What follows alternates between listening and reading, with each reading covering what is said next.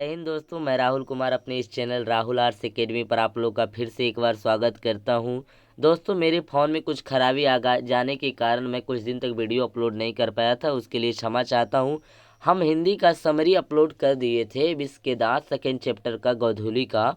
तो आज हम उस समरी का ऑब्जेक्टिव क्वेश्चन देखते हैं जो आप लोगों के बिहार बोर्ड 2023 में बहुत ही ज़्यादा इम्पोर्टेंट क्वेश्चन है।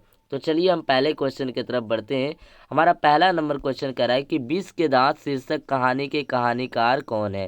तो इसका जो सही आंसर होगा वो होगा ऑप्शन नंबर डी, नलिन बिलोचन शर्मा। कौन होगा? नलिन बिलोचन शर्मा।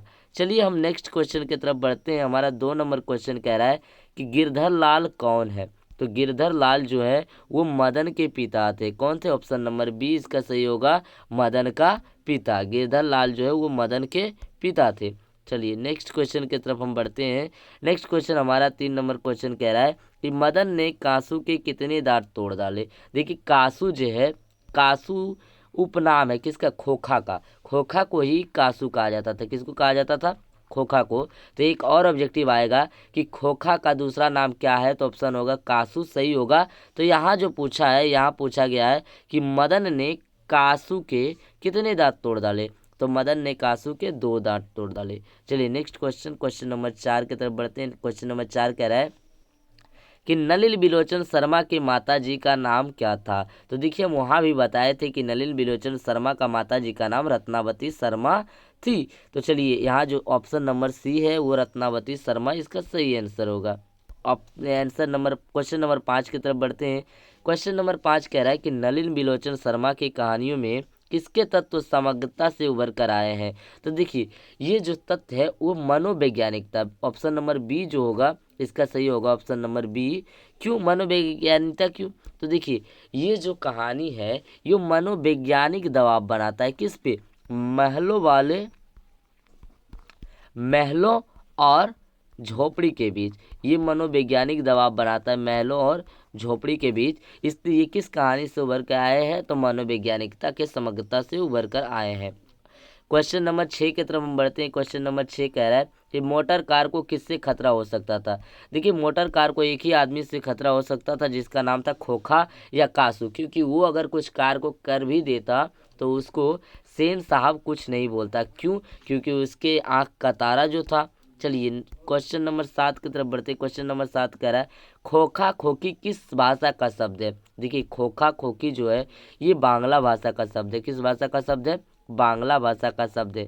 और एक बात आप लोग ध्यान रखिएगा कि खोखा, खोखा तो आप लोग को पता है कि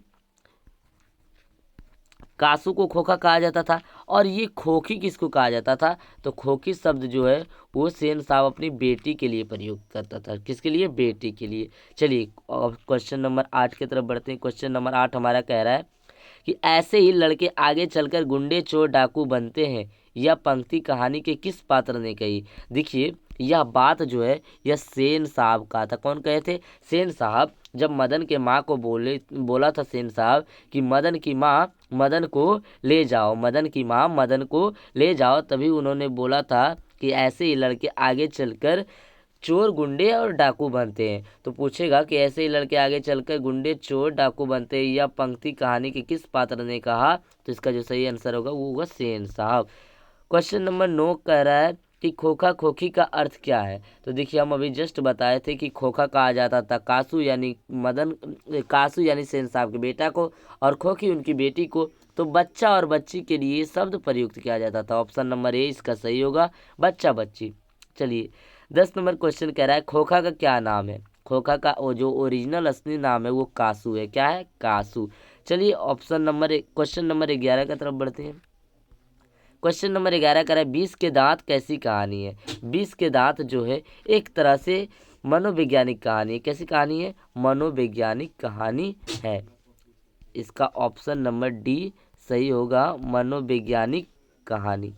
ये आपका सही होगा। चलिए नेक्स्ट क्वेश्चन की तरफ बढ़ते हैं। नेक्स्ट क्वेश्चन आपका 12 नंबर क्वेश्चन कह रहा है कि सेन साहब अपने पुत्र को क्या बनाना चाहते थे। सेन साहब अपने पुत्र को बिजनेसमैन या इंजीनियर बनाना चाहता था। इसलिए वो जब कार के हेडलाइट को तोड़ दिया था, कार के जब हेडलाइट को तोड़ दिया था, फिर भी सेन साहब ये कह के टाल दिए थे कि ये उस हेडलाइट के अंदर देखना चाह रहा था कि इसके अंदर आखिर है क्या।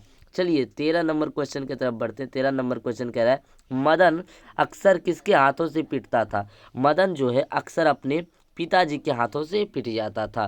क्वेश्चन नंबर 14 कह रहा है कि नलिन बिलोचन शर्मा के पिता का क्या नाम था। नलिन बिलोचन शर्मा के पिताजी का नाम पंडित रामावतार शर्मा था।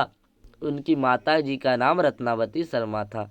चलिए 15 नंबर क्वेश्चन कह रहा है सेन साहब ने किससे खूब फटकार लगाई। देखिए जब मदन ने सेन साहब के ड्राइवर से झगड़ा किया था तो सेन साहब ने मदन के पिताजी गिरधर लाल को काफ़ी ज़्यादा फटकार लगाया। किसको लगाया? गिरधर लाल को। तो इसका जो सही आंसर ऑप्शन होगा वो होगा आपका ऑप्शन नंबर ए, गिरधर लाल को। चलिए 16 नंबर क्वेश्चन की तरफ बढ़ते। 16 नंबर क्वेश्चन कह रहा है कि विष के दांत कहानी किस वर्ग के अंतर विरोधी को उजागर करती है। यानी विष के दांत किसको उजागर करती है? उजागर मतलब कि जागृत करती है किसके खिलाफ? महलों वालों के खिलाफ लड़ने के लिए, अन्याय को सहने के लिए नहीं। अगर वो अन्याय कर रहा है तो उसके खिलाफ लड़ो। तो ये जो उजागर कर रहा है ये मध्यम वर्ग को उजागर कर रहा है। किसको कर रहा है? मध्यम वर्ग। ऑप्शन नंबर सी इसका सही आंसर है। क्वेश्चन नंबर 17 देखिए कासू मदन के साथ किस खेल में शरीक होना चाहता था। तो देखिए कासू जो है यानी खोखा जो है मदन के साथ किस खेल में शरीक होना चाहता था। तो वो जो है लट्टू के खेल में शरीक होना चाहता था। मदन के साथ मिलकर वो लट्टू नचाना चाहता था। चलिए क्वेश्चन नंबर 18 की तरफ बढ़ते। क्वेश्चन नंबर 18 का है कि सेन साहब किसके बैंक से ऐड कर रह गए। सेन साहब जो है पत्रकार महोदय के बैंक से ऐड कर रह गए जब पत्रकार महोदय ने बोला था कि मैं तो अपने बेटे को वही बनाऊंगा जो वो बनना चाहेगा, ना कि उस पर अपने इच्छा का बोझ थोपूंगा। क्वेश्चन नंबर 19 की तरफ बढ़ते हैं। क्वेश्चन नंबर 19 कह रहा है कि मदन की उम्र क्या थी। तो देखिए मदन का जो उम्र था वो 5-6 वर्ष था। कितना था? 5-6 वर्ष। चलिए 5-6 वर्ष। नेक्स्ट क्वेश्चन की तरफ बढ़ते हैं हम लोग। नेक्स्ट क्वेश्चन हमारा कह रहा है 20 नंबर क्वेश्चन कि मदन किसका पुत्र था। मदन किसका पुत्र था? मदन जो है वो गिरधर लाल का पुत्र था। किसका पुत्र था? गिरधर लाल का। चलिए नेक्स्ट क्वेश्चन 21 नंबर क्वेश्चन कह रहा है कि नलिन बिलोचन शर्मा पटना विश्वविद्यालय के हिंदी विभाग के अध्यक्ष कब बने। नलिन बिलोचन शर्मा जो है पटना विश्वविद्यालय के हिंदी विभाग का अध्यक्ष सन 1959 ईस्वी में बना। कब बना? सन 1959 ईस्वी में। नेक्स्ट क्वेश्चन नलिन बिलोचन शर्मा का जन्म कब हुआ। तो नलिन बिलोचन शर्मा का जन्म हम आप लोगों को बखूबी बता चुके थे कि 18 फरवरी 1916 ईस्वी को हुआ था। कहाँ हुआ था?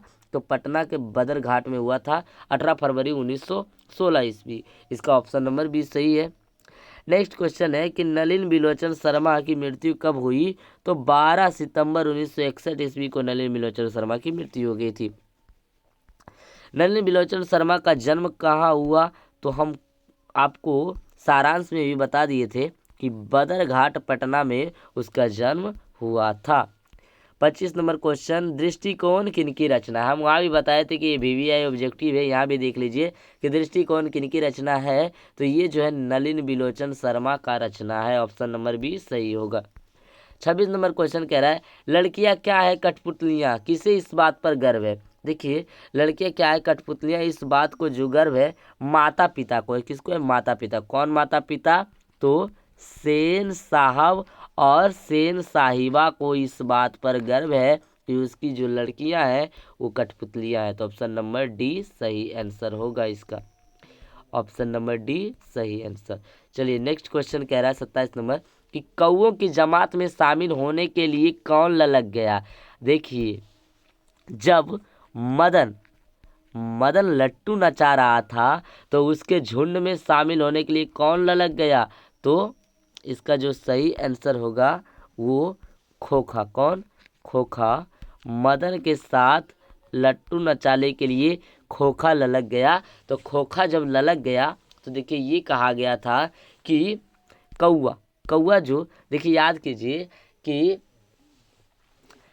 कौआ हम बताए थे मदन को। किसको बताए थे? मदन को। क्यों देखिए कौआ का उतना वैल्यू नहीं होता है जितना हंस का होता है। किसका? हंस का। क्यों? कौआ बेचारा काला होता है, हंस उजला होता है, और हंस था खोखा। कौन थे? खोखा। खोखा जो है वो हंस था। ठीक, तो कौआ मदन जब नट्टू नचा रहा था तो मदन के झुंड में हंस शामिल होने के लिए ललक गया, यानी खोखा शामिल होने के लिए ललक गया। तो पूछेगा कि कौओं के जमात में शामिल होने के लिए कौन ललक गया, तो इसका सही आंसर होगा हंस, यानी खोखा ललक गया। कौन ललक गया? खोखा अथवा कासू। खोखा ही कासू का दूसरा नाम है। चलिए 28 नंबर क्वेश्चन देखते हैं। 28 नंबर क्वेश्चन कह रहा है कि किसके अनुसार सेनों ने सिद्धांत को भी बदल दिया था। देखिए खोखा के अनुसार। क्यों? खोखा, देखिए सेन साहब ने सिद्धांत बनाया था घर में कि बेटियां ज़्यादा हंसेगी नहीं, ज़्यादा खिलखिला के बोलेगी नहीं, और ये सारे सिद्धांत को खोखा बदल दिया। खोखा जोर से हंसता भी था, बदमाशी भी करता था, लड़ाइयाँ भी करता था, घर में उथल पुथल भी करता था, तोड़ फोड़ भी करता था। सारे सिद्धांत को वो गलत करके साबित कर दिया कि आपको सिद्धांत बदलना होगा। तो इसका सही आंसर होगा खोखा। क्या होगा? खोखा। चलिए 29 नंबर क्वेश्चन देखते हैं। सेन साहब की कितनी लड़कियां थी? देखिए सेन साहब को 5 लड़कियां थी। कितनी थी भाई? 5। पहला थी सीमा, दूसरी थी रजनी, सीमा, रजनी, आलो, शेफाली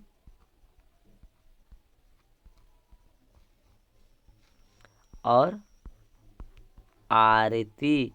सीमा, रजनी, आलो, शेफाली और आरती। सेन साहब की 5 पुत्री का नाम है सीमा, रजनी, आलो, शेफाली, आरती। चलिए नेक्स्ट क्वेश्चन और आखिरी क्वेश्चन, जिसके बाद आपका ये स्लाइड पूरा हो जाएगा। आखिरी क्वेश्चन कह रहा है कि सोफर शब्द का अर्थ क्या होता है। देखिए सोफर जो है, सोफर, सोफर शब्द का अर्थ होता है ड्राइवर। क्या होता है? ड्राइवर।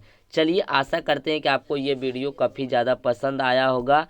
तो आप लोग वीडियो को काफ़ी दबा कर लाइक, शेयर, सब्सक्राइब ज़रूर करें, और हमेशा ही ऐसे ही वीडियो में बने रहें, जिससे हम 2023 के लिए आपके ऑब्जेक्टिव में आपको काफ़ी ज़्यादा मदद कर सकें, जिससे हमें भी काफ़ी खुशी होगी कि आपके इस मुहिम में हम आपका मदद किए। और हाँ, हम लोग आपके लिए एक क्विज स्टार्ट किए हैं, जो कि टेलीग्राम चैनल राहुल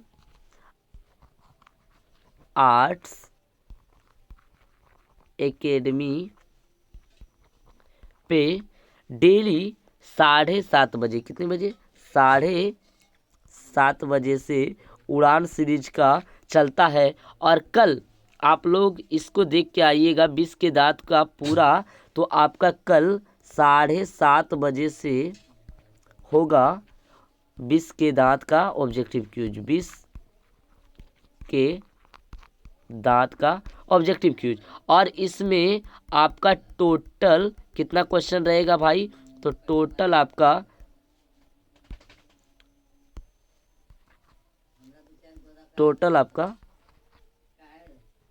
25 क्वेश्चन रहेगा क्यूज में। किसमें? क्यूज में 25 क्वेश्चन। तो मिलते हैं कल आपको क्यूज में, और फिर कल मिलेंगे एक नए वीडियो के साथ। तब तक के लिए आप अपना ख्याल रखें और कंटिन्यू हमेशा ऐसे ही पढ़ाई करते रहें। चलिए आज के लिए जय हिंद, जय भारत।